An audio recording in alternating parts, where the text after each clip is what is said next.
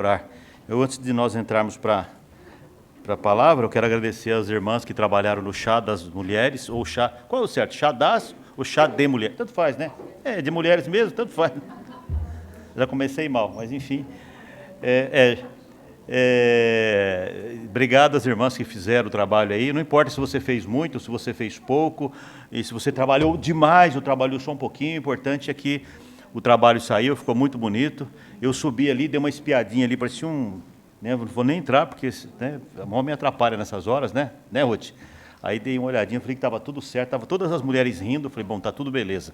Aí desci, dali um pouco, subi de novo, dei mais uma olhadinha, não, está tudo certo. Então, foi uma bênção. 71 mulheres estavam aqui ontem, e fizeram um pouco de barulho, mas tudo bem. Mas foi muito bom, parabéns às irmãs que trabalharam, né, e que se empenharam aí. Eu não vou citar nomes, porque que é Deus que vai galardoar, né, é Deus que vai presentear. Mas fica aí meu agradecimento a todas as irmãs, obrigado mesmo. E nós estamos aqui, né, nesse culto para... Quem está esperando Jesus voltar, irmãos? Vá, é verdade mesmo, você está esperando mesmo, né? Ai, que bom. Porque talvez você passa na sua cabeça assim, fala assim, não, deixa eu casar primeiro, não, deixa eu ganhar um dinheiro ali primeiro, não, sabe o que é? Deixa eu fazer uma viagem primeiro, depois o senhor volta. Não, mas precisa ter convicção, né, que nós queremos que Jesus volte, né? O noivo sempre tem que esperar a noiva, né? É sempre assim. Bom, hoje é um dia legal, né, porque nós temos uma criança para apresentar, e eu fico feliz por isso é sempre muito bom, e também a nossa ceia. Eu quero aproveitar aqui, mandar um abraço para um amigo meu lá da cidade de Tupã, que estudou comigo, né, o Ademir Ribas. Ele estudou comigo lá em 1978, 79, se não me falha a memória, e era muito querido por todos. Eu encontrei com ele em Tupã agora, faz uns 20 dias mais ou menos, pude dar um abraço nele, e é sempre bom rever os amigos, né? Então eu quero deixar aqui um abraço para o meu amigo Ademir Ribas, lá de Tupã. E vou voltar, assim que possível, na casa dele. Muito bem, abra a sua Bíblia, Lucas 1. E enquanto os irmãos vão abrindo aí, Lucas 1, eu já preguei nesse texto faz 3 semanas atrás.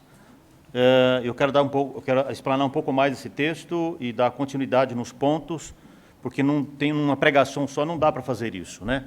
E eu quero completar o meu raciocínio lá, porque eu prefiro sempre não deixar nada para trás. Então, Lucas 1, 26 a 35, Lucas 1, 26 a 35, enquanto os irmãos abrem a Bíblia, ou abrem o celular, né?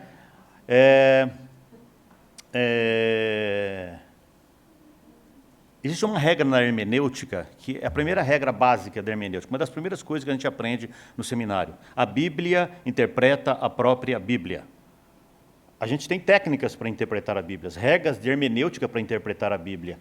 Mas é sempre interessante e recomendável, que embora a gente tenha técnicas para interpretar texto, deixar Deus interpretar Deus. Deixar a Bíblia interpretar a Bíblia. Então, deixa Deus interpretar Deus para você aí. Não fica peneirando informação. Não, isso aí não é para mim. Isso aí é para o irmão que está aqui do lado. Não. Isso aqui é para aquele irmão que não veio. Não, aí não se faz isso. Deixa Deus interpretar Deus para você. Se o Espírito Santo está em você, o Espírito Santo que escreveu esse mesmo texto, não por acaso, o Espírito Santo que está em você é a mesma pessoa que escreveu esse texto, então ele é a pessoa mais adequada para interpretar a si mesmo. E explicar para você o que é que você precisa. Então, não seja intérprete de si mesmo, tá bom? Deixa Deus interpretar Deus para você. Deixa a Bíblia interpretar a Bíblia para você, tá bom? Muito bem, Lucas 1, 26 a 35, eu vou ler aqui. Todos acharam? Está todo mundo quietinho, irmãos? O pessoal do louvor está tudo feliz, né? Quando o pastor sobe, o pessoal faz assim. Tudo bem, vamos lá, faz parte. No 6º mês, foi o anjo Gabriel enviado por Deus a uma cidade da Galiléia chamada Nazaré, a uma virgem desposada com um varão, cujo nome era José, da casa de Davi, e o nome da virgem era Maria. E entrando o anjo onde ela estava, disse: Salve, agraciada, o Senhor é contigo, bendita és tu entre as mulheres. E vendo-o ela, turbou-se muito com aquelas palavras, e considerava que saudação seria esta. Disse-lhe então o anjo a Maria: não temas, porque achaste graça diante de Deus. E eis que em teu ventre conceberás e darás à luz um filho, e por-lhe-ás o nome de Jesus. Este será grande e será chamado Filho do Altíssimo. E o Senhor lhe dará o trono de Davi, seu pai, e reinará eternamente na casa de Jacó, e o seu reino não terá fim. Verso 34. Disse Maria ao anjo: como será isso, visto que não conheço o varão? E respondendo o anjo, disse-lhe: descerá sobre ti o Espírito Santo, e a virtude do Altíssimo te cobrirá com a sua sombra, e pelo que também o santo que te há de nascer será chamado Filho de Deus. Agora, verso 38. E disse então a Maria: eis aqui a serva do Senhor, cumpre-se em mim segundo a tua palavra. E o anjo ausentou-se dela. Baixe sua cabeça, vamos orar. Esquece de mim por uns segundinhos. Baixe sua cabeça mesmo, vamos orar. Senhor, muito obrigado por estar na tua casa, Senhor. Muito obrigado por poder falar da tua palavra. Obrigado porque o Senhor mesmo interpreta a tua palavra, é o Senhor que revela, é o Senhor que convence, é o Senhor quem faz, é o Senhor, é o Senhor, é o Senhor, é o Senhor, é o Senhor. E nós estamos aqui para saber e receber o que o Senhor tem a dizer para nós. Muito obrigado, Deus, por esse tempo de culto, por esse espaço de fala que o Senhor nos concede, Senhor. Mas queremos que o Teu Espírito Santo dirija a nossa vida, dirija cada coração, e que cada um aqui possa ouvir de forma muito particular, o que o Senhor tem para cada um de nós. No nome de Jesus, nós te agradecemos, Senhor. Recebe o nosso louvor, a nossa adoração, tem compaixão e misericórdia de nós sobre todas as coisas, Senhor. Permita, Senhor, que nós façamos parte dos Teus planos e se conosco neste culto, recebendo a nossa adoração. No nome de Jesus, amém. Nós vamos ter que comprar uma prateleirinha aqui, né? Pequenininho, muito estreitinho. Estou caindo aqui já. Eu quero, com a ajuda da graça de Deus, como eu falei, dar dar continuidade ao que eu falei mais ou menos 3 semanas atrás. E eu também preferi concluir esse texto hoje por conta desse fim de semana, né? Teve o Chá das Mulheres, foi aqui uma bênção, né? O Chá das Mulheres. Nós temos aqui, hoje, uma mãe que vai apresentar o seu filho, nós temos uma avó que vai apresentar o seu neto, nós temos tantas outras mulheres aqui, e nós temos também a visita de uma pastora Sara, lá de Criciúma, Santa Catarina. Obrigado por estar conosco, viu? Então, existe na Bíblia, irmãos, claro que a gente presta atenção em tudo isso. Existe na Bíblia uma teologia que é voltada para o embate espiritual, que é a guerra espiritual, né? O exército do Senhor. Tanto é que Deus é chamado de o Senhor dos exércitos. Existe uma teologia na Bíblia que revela o mundo espiritual de uma forma principalmente carta aos Efésios, né? Então, alguns irmãos militam bastante nessa questão da guerra espiritual, e está tudo certo, mas o Evangelho não é só isso.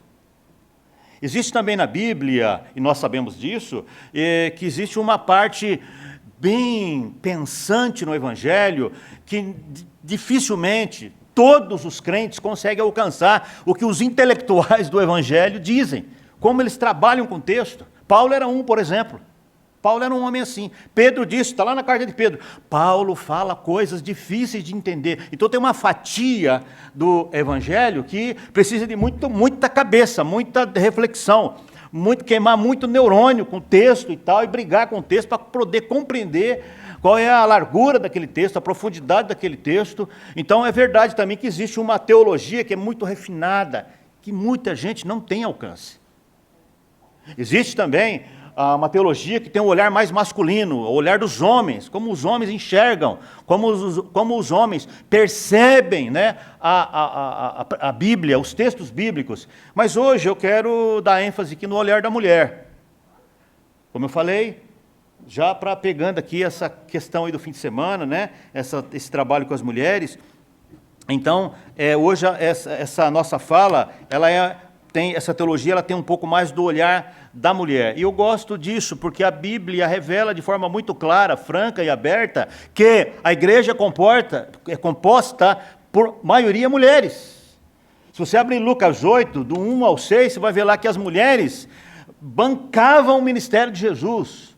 Né? Mulheres que foram libertas de demônios, mulheres que foram curadas. E lá no verso 3, Lucas 8:3 diz assim, ó, e elas lhe serviam com seus bens. As mulheres sustentavam o ministério de Jesus financeiramente. Então é importante nós homens, prestar atenção nesse olhar, nessa teologia que é visto com o olhar da mulher. E valorizar isso. Porque é fundamental para a sobrevivência da igreja. Para a sobrevivência da igreja. E a Bíblia fala da Maria, nós pregamos isso aqui há 2, 3 semanas atrás, e a Bíblia é muito aberta quando fala disso, muito clara. Era uma mulher bem-aventurada, uma mulher cheia, né, de bondade, de ternura, uma mulher cheia do temor de Deus. Tudo isso é verdade, está nos textos, né? Qualquer pessoa que lê lá vai perceber isso. Mas como se isso não bastasse, verso 35 agora, estou indo para o texto. Verso 35, além de ser tudo que ela já era, como pessoa humana, como mulher, ela, verso 35 diz assim, ó, e descerá sobre ti o Espírito Santo. Além de tudo que ela já tinha, descerá sobre ti o Espírito Santo. O poder de Deus ia descer sobre ela, o poder do Altíssimo ia vir sobre ela. E não termina aí, e Deus o envolverá com a sua sombra. Você percebe que a revelação, tanto na história da Bíblia, lá do Gênesis, a revelação é o quê? Quem já estudou sabe o que eu estou falando. Progressiva. Deus vai revelando e vai aumentando a revelação. Para essa mulher não foi diferente. Ela foi separada, né, foi trabalhada, tratada uma vida inteira, educada para que sem que ela soubesse, evidentemente. E para chegar esse momento, e quando chega esse momento, ela já era muita coisa. Ela já era muita coisa. E mesmo assim, aí Deus ainda acrescenta sobre ela o Espírito Santo, o poder e essa sombra. Eu gosto de ler sobre essa sombra, sabe por quê? Porque eu vejo essa sombra lá no Salmo 91. Quem já leu o Salmo 91? Aquele que habita no esconderijo do Altíssimo, a sombra do Onipotente, a sombra do Onipotente descansará. A mesma sombra que está no Salmo 91 está aqui nesse texto sobre Maria. E esta sombra ficou sobre ela até ela gerar Jesus. Para que ela não contaminasse o feto com o próprio pecado dela, porque foi o Espírito Santo que gerou. É importante a gente pensar nisso. Ela recebeu uma proteção especial para poder gerar Jesus. E eu fico pensando aqui também, agora vamos deixar Maria aqui na terra, vamos para o céu. Vamos para o céu. Tem um texto em Gálatas 4:4, que diz assim, chegando à plenitude do tempo. Quando chegou a plenitude do tempo, eu fico imaginando, pastora Sara, é claro que eu não tenho condição nenhuma de estar lá, evidentemente, mas eu fico pensando ali, fiquei lendo o texto, pensando, falei, puxa vida, como será que foi, né?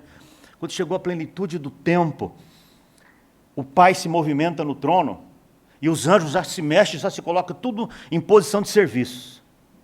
Todos ali adorando, mas quando chega a plenitude do tempo, os anjos percebem alguma coisa vai acontecer. E aí Deus olha aqui e vê o arcanjo Miguel. Mas não é ele, porque o arcanjo Miguel, ele está reservado agora para o arrebatamento da igreja, está lá em 1 Tessalonicenses capítulo 4, versículo 13 a 18. E a voz do arcanjo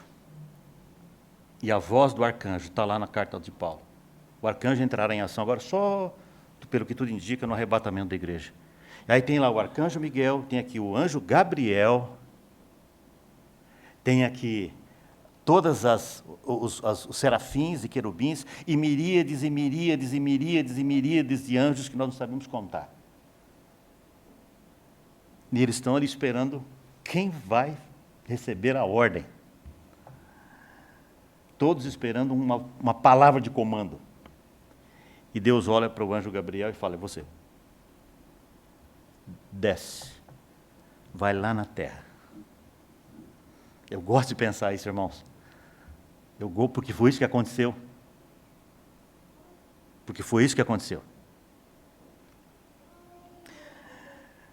O anjo Gabriel desce lá, vai lá, você vai até a Galileia agora, desce. Eu imagino que conforme ele está descendo, numa fração de milésimo de segundo,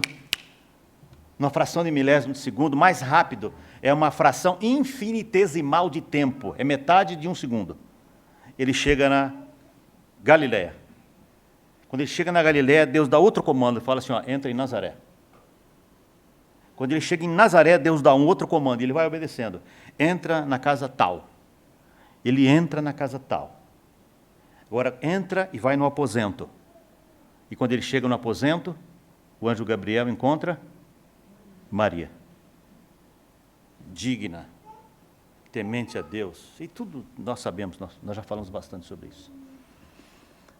O anjo chega até perto dela e diz assim, Maria, não temas, porque achaste graça diante de Deus, eis que conceberás e darás à luz um filho, a quem chamarás pelo nome de Jesus. Este será grande e será chamado Filho do Altíssimo. Deus, o Senhor, lhe dará o trono de Davi, seu pai. Ele reinará para sempre sobre a casa de Jacó, e seu reinado não terá fim. Então, a revelação vai aumentando. Então, disse Maria ao anjo, como será isso? Pois eu não tenho relação com homem algum. Respondeu-lhe o anjo, descerá sobre ti o Espírito Santo, e o poder do Altíssimo te envolverá, e a sua sombra. E também o ente santo que há de nascer será chamado Filho de Deus. A Maria olha e diz, que se cumpra isso em mim. Aqui está a serva do Senhor, que se cumpra em mim a tua palavra. E o anjo ausentou-se e voltou imediatamente, fazendo o mesmo percurso, voltou para a presença de Deus. Mesmo. Então veja, Maria não recebe só um anjo, ela recebe também o que aqui? Ela recebe uma intervenção divina, porque ela saiu da vida normal dela, do cotidiano dela, para fazer algo especial. E nós também somos assim, irmão. Você está cuidando da sua vida ali, no dia a dia, fazendo as coisas básicas, coisas do dia a dia. E de repente alguma coisa acontece, vem uma informação na cabeça. Isso não é tão comum comigo, mas já aconteceu já de eu estar dirigindo ali, prestando atenção no trânsito, e vem um sermão inteirinho na minha cabeça, assim, ó, pá, numa fração de milésimo de segundo, vem um sermão inteirinho na minha cabeça. Eu sei quem me deu isso. Eu sei que eu sofri uma intervenção divina. E a gente precisa prestar atenção nessas coisas, porque isso ainda existe. Deus não mudou. Deus não mudou. Então nós temos a nossa vida ordinária, né, nosso cotidiano, e nessa caminhada nossa nós temos que prestar atenção no que está acontecendo no nosso entorno. Deus continua agindo da mesma forma que agia naquela época. A gente não pode pensar que era só naquela época. Então presta bem atenção. Estão me ouvindo, gente? Ai, que bom, pensei que eu estava sozinha. Nós chamamos isso de ponto de convergência. O que é ponto de convergência? Você está indo aqui, ó, vai indo aqui, e de repente a graça de Deus vem e interpela você. Cruza o seu caminho de forma muito amorosa. Quando faz esse contato, que chama-se ponto de convergência, e você está vindo para lá, faz isso. Não é hora de fazer resistências.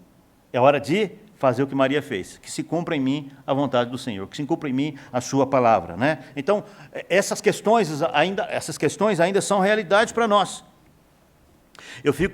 Esse dia eu estava vendo a Paralimpíada, quem viu a Paralimpíada esses dias aí? Eu estava vendo aqueles corredores cegos, que o treinador corre do lado dele, segurando na mão dele, é mais ou menos isso. O corredor está ali correndo, mas alguém precisa pegar na mão para conduzir e chegar no final. É isso, irmãos. Presta bem atenção, você não vai chegar, você não consegue chegar onde Deus quer que você chegue, sozinho. Nós precisamos de uma intervenção divina. Uns mais, outros menos. Nós precisamos de intervenção divina. Você precisa. Todas as vezes que você tocou a sua vida sem intervenção divina, fala para mim, deu certo? Fala para mim, seja honesto, deu certo? Não deu. Não dá certo, irmãos. Não dá certo. Então a gente precisa aprender um pouco com essa mulher, né? Entender que existem essas questões que podem acontecer conosco, e nós sofremos essa intervenção divina de várias formas, de várias maneiras, no caso de Maria para gerar Jesus, mas aí tem a sua questão também, a sua vida pessoal, e Deus tem algo para você, aí você precisa prestar atenção quando isso acontece. Então essa graça, né, essa sombra que pairou sobre aquela mulher, também paira sobre nós. Salmo 91 diz isso: aquele que habita no esconderijo do Altíssimo, a sombra do Onipotente descansará. Aquele quem? Aquele ou aquela, qualquer pessoa, que aquele que habita. Isso é para nós também. Cada um na sua função, cada um no seu chamado, cada um no seu tempo. isso é para nós também. O Salmo 91, verso 1 lá, e o que aconteceu com Maria, é para mim e é para você. Eu gosto de um teólogo chamado Francis Schaeffer. Quem já leu Francis Schaeffer?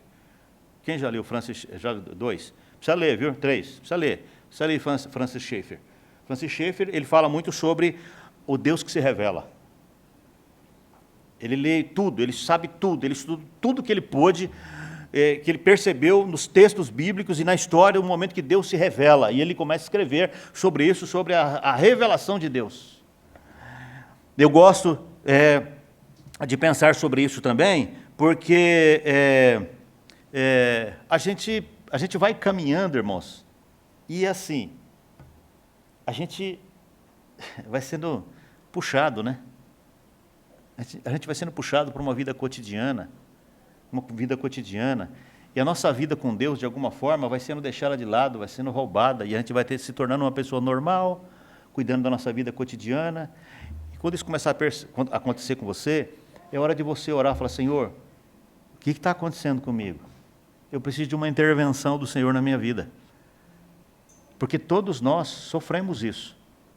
Todos nós passamos por essas dificuldades de ir se acostumando com a vida cotidiana. Desculpa falar aqui, viu, irmão? Pode falar, não? Pode falar, vamos falar. Eu tenho bastante dificuldade com gente, eu também faço isso, por favor. Eu também faço isso. De conversa cotidiana. Por exemplo, e o Corinthians? Ah, legal o Corinthians. Ah, e o Palmeiras? Ah, legal o Palmeiras. E aí, você quer vender seu carro? Não, legal. Tá. Bom, que cor vai pintar a parede? Vermelho, azul. Acho que essa conversa cotidiana, ela é importante. Ela tem o seu lugar. Mas conviver com gente que só tem conversa cotidiana e que não tem uma conversa mais elevada, mais significativa, mais elementar, mais transcendente, mais convergente para o reino de Deus, fica bastante difícil conviver com gente assim. Ou seja, a vida rasa tem limite. Maria estava ali cuidando da vida dela, no seu dia a dia, tudo certo. Tem alguma coisa errada? Não. Lavando, passando, cozinhando, etc. Tudo certo. A gente faz tudo isso, e tem que fazer mesmo, lógico, óbvio. Mas nós não fomos chamados para viver só desse jeito. Deus nos chama para realidades maiores. Já falei isso várias vezes. E o meu desejo é que Jesus pegue você na curva. Que você tenha aí um ponto de convergência, aí Deus pegue você e mude a sua rota, para que você possa compreender qual é a boa, perfeita vontade de Deus para a sua vida. Então, é uma alegria, né, a gente poder ter essa possibilidade de poder fazer a obra de Deus de uma forma mais, digamos, mais elaborada, né? Então, quando a gente olha para essa mulher, né, quando a gente olha para essa Maria, a gente percebe essa disposição dela de fazer, né? Aqui está a sua serva, faz o que o Senhor quiser da minha vida, né? A gente se incomoda um pouco. A gente se incomoda um pouco, principalmente nós homens, porque nós temos síndrome de super-homem. Vai falar que não tem, não, porque tem. Nós homens temos síndrome de super-homem. Nós achamos que as ideias femininas, o comportamento das mulheres é inferiorizado ao nosso, é menor que o nosso. Né? E aqui tem uma pessoa que me diz que não é assim. Não é assim. O que eu gosto dessa mulher, porque o que ela recebe do pai, ela devolve para o pai. Vai pensando comigo. O que ela recebe do pai, ela devolve para o pai. Há 3, 4 semanas atrás eu falei, lembra? Quem estava aqui que eu falei da Maria 2, 3 semanas atrás? Ela vai do ventre à cruz. Ela vai do ventre à cruz. Ela começa sendo amparada pelo anjo dentro do quarto dela e ela termina sendo amparada por João aos pés da cruz. Dali não se ouve falar mais nada dela. Ela entra em cena amparada e sai de cena amparada por um anjo e por um discípulo de Jesus. Essa mulher tem uma história linda que nós, igreja, precisamos prestar atenção. Eu não quero falar muito. Ela recebe a profecia do anjo Gabriel, ela presencia, né? Ela recebe a profecia do anjo Gabriel, mas ela também presencia o cumprimento dessa profecia lá no filho dela, lá na cruz, ela ali olhando, observando tudo que estava acontecendo de uma forma muito, muito próxima, muito perto, né? E eu quero aqui, irmãos, convidar você, e homens, não tenham vergonha disso. Não tenham vergonha disso. Que foi a primeira oração que eu fiz quando eu percebi isso no texto. Ore a Deus para que Deus te dê os olhos de Maria.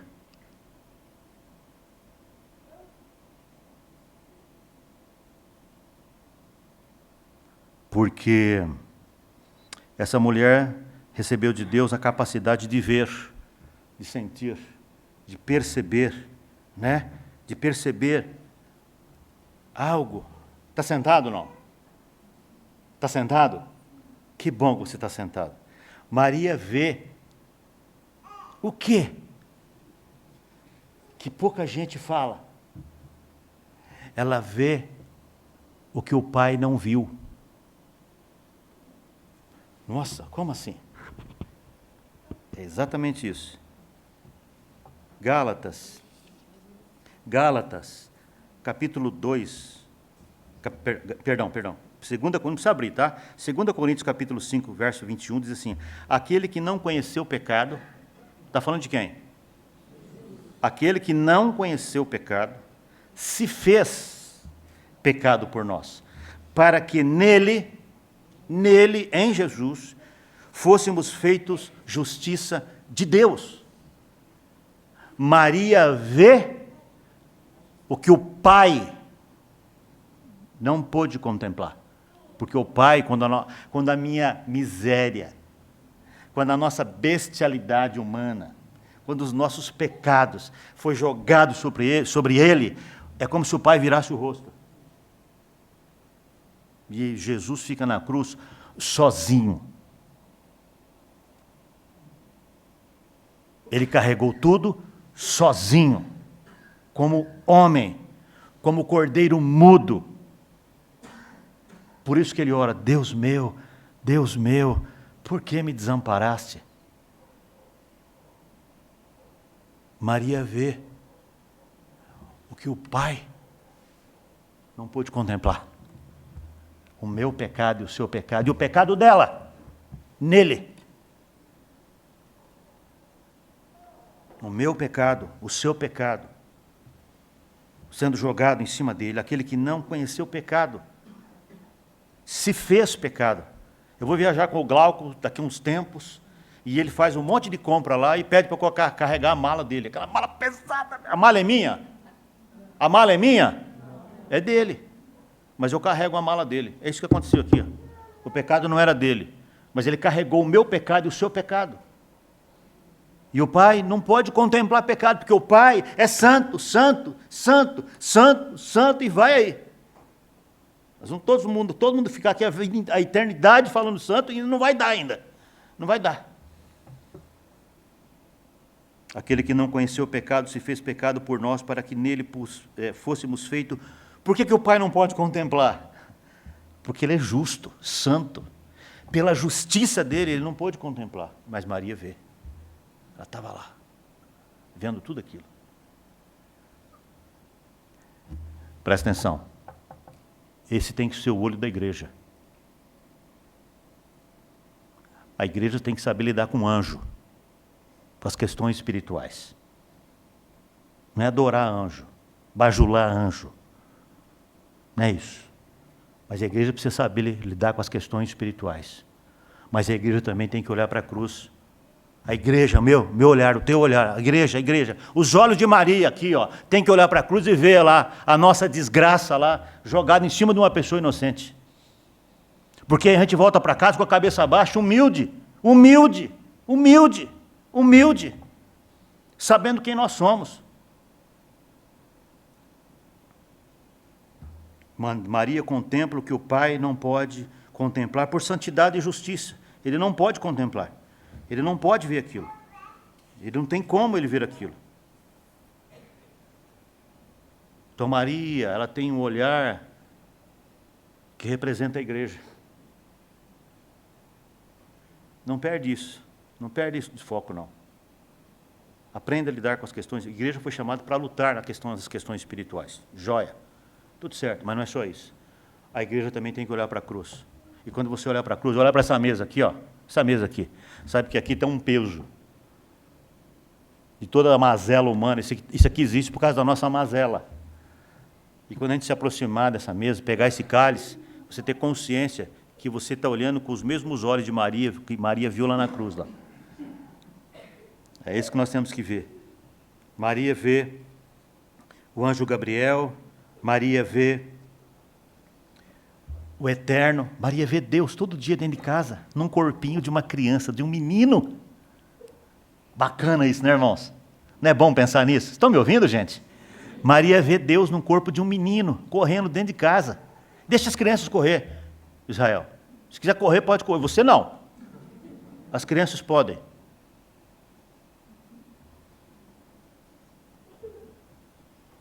Maria vê o menino Deus dentro de casa, mas ela também vê seu filho na cruz. Maria vê o anjo Gabriel no quarto, mas também vê seu filho no Gólgota. Essa mulher é sensacional. E esse deve ser o comportamento da igreja, né? Maria vê, conhece, sabe, mas Maria também contempla e adora. Ela adorava o filho, ela adorava o filho. Tinha verdadeira adoração pelo filho. Tem uma questão aqui para mim que é muito importante, eu quero encerrar com isso. Eu gosto de pensar isso. Porque isso aqui resolveu muita coisa na minha cabeça com relação à humanidade, à divindade de Jesus.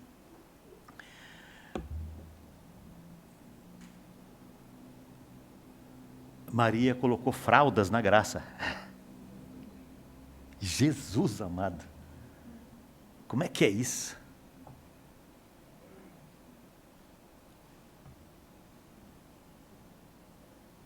Pense nisso. Você que é mãe sabe. Você que é mãe? Levanta a mãe aqui. Você sabe o que é colocar fralda numa criança, né? Você sabe, então. Maria fez isso com Jesus. Ela teve só que a diferença é que o seu filho é um homem comum, uma filha comum, e ela trocou a fralda, colocou fralda na graça de Deus. Segurou na mão da graça de Deus. E José, não vou deixar o José fora. Ô pastor, só a mulherada agora, e o homem não fez nada?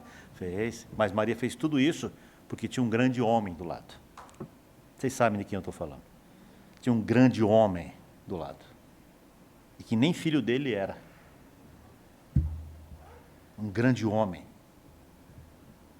Um grande homem. Um grande homem.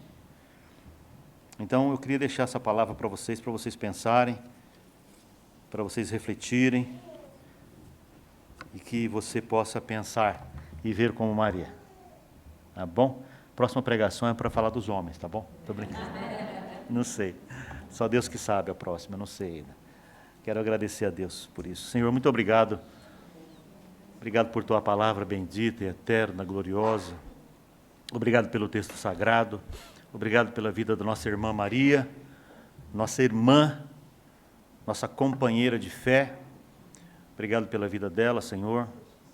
Obrigado por essa igreja, pelos nossos irmãos que estão aqui, pelos nossos visitantes, por todos aqueles que caminham conosco.